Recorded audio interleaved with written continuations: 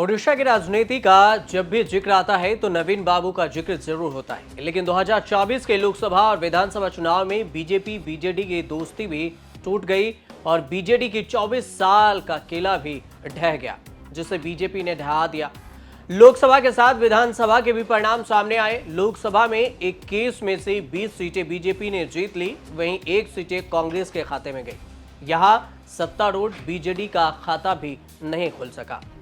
विधानसभा की अगर बात करें तो 78 सीट पर बीजेपी ने बहुमत के आंकड़े को पार कर लिया। ओडिशा विधानसभा की 147 सीटें हैं, बहुमत के लिए 72 सीटें चाहिए थी, जो कि बीजेपी ने आसानी से पार कर ली। चुनाव में करारी हार के बाद आईएएस की नौकरी छोड़कर बीजेडी का दामन थामने वाले वीके पांडेयन ने भी संन्यास ले लिया। अब सवाल उठा कि ओडिशा की राजनीति में नवीन बाबू के उत्तराधिकारी कौन बनेगा।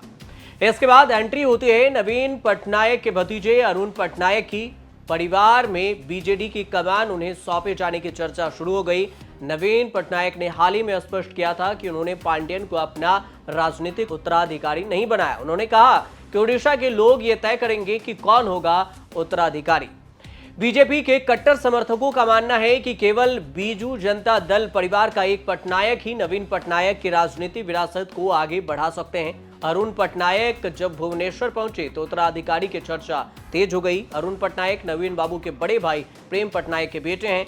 सीनियर लीडर कार्तिक पांडेयन के साथ वह भुवनेश्वर हवाई अड्डे पर पहुंचे। यहां पर पार्टी संगठन प्रणव प्रकाश दास ने हवाई अड्डे पर उनका स्वागत किया और तीनों नवीन पटनायक के घर पहुंचे।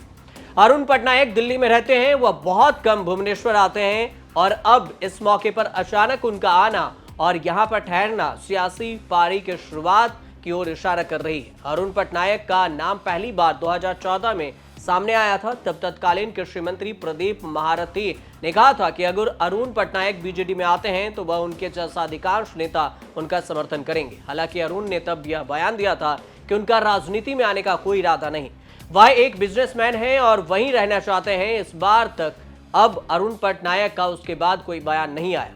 ओडिशा में 24 साल से बीजेडी का राज था और नवीन पटनायक मुख्यमंत्री रहे। इस बार विधानसभा चुनाव में बीजेपी ने बीजेडी को हराया और अब अपनी सरकार बना ली।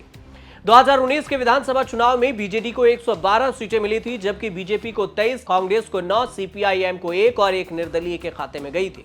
इस चुनाव में बीजेडी को करीब 45% वोट मिले थे, बीजेपी को 33 और कांग्रेस को 16% वोट, अन्य को 6% वोट मिले थे।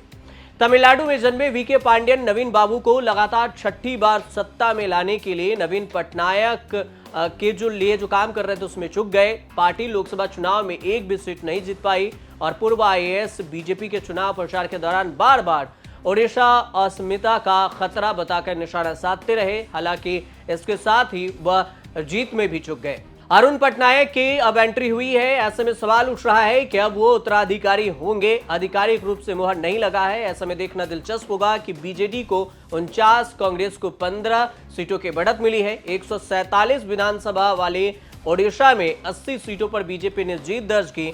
तो अब आने वाले वक्त में इस समीकरण को अरुण पटनायक कैसे तोड़ेंगे और फिर ओडिशा के नए उत्तराधिकारी अगर बनते हैं तो फिर वो कैसे सत्ता में काबिज हो पाते हैं। फिलहाल आप देखते रहिए न्यूज़ तक।